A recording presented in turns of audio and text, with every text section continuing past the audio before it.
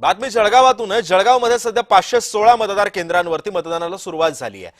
गुलाबराव पाटील महाजन खडसेंची प्रतिष्ठा आता पणाला लागली आहे। जळगाव जिल्ह्यामध्ये 321 उमेदवार निवडणुकीच्या रिंगणात आहेत आणि ते आपलं नशीब आजमावतात। 75 जागांपैकी 12 जागा या बिनविरोधपणे निवडून आलेल्या आहेत।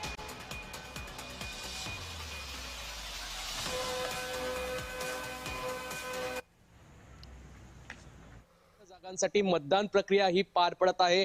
12 जागा या बिनविरोध या ठिकाणी निवडून आलेल्या आहे। सकाळी 7:30 वाजेपासून या ठिकाणी मतदानाला सुरुवात झाली असून आज जळगाव महानगरपालिकेतर्फे या ठिकाणी आदर्श मतदार केंद्र या ठिकाणी स्थापन करण्यात आलेले आहे।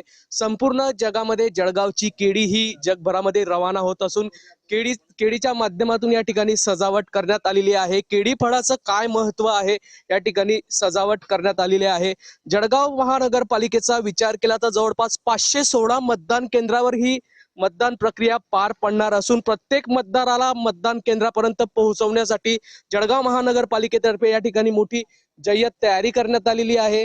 जळगाव महानगरपालिकेचा विचार केला त्यामध्ये महायुती असेल, महाविकास आघाडी असेल, या दिग्गज नेत्यांच्या प्रतिष्ठापनाला आहे। यामध्ये मंत्री गुलाबराव पाटील, मंत्री गिरीश महाजन, माजी मंत्री एकनाथ खडसे, या ठिकाणी माजी आमदार संतोष चौधरी या दिग्गज नेत्यांच्या प्रतिष्ठापनाला आहे। जवळपास 2200 पोलीस कर्मचाऱ्यांचा ताफा या ठिकाणी या मतदान प्रक्रियेसाठी लावण्यात आला असून 3555 महानगरपालिकेचे कर्मचाऱ्यांच्या अखत्यारीमध्ये ही मतदान प्रक्रिया पार पडत असून सकाळी 7:30 वाजेपासून या मतदान प्रक्रियेस आज सुरुवात झाली आहे।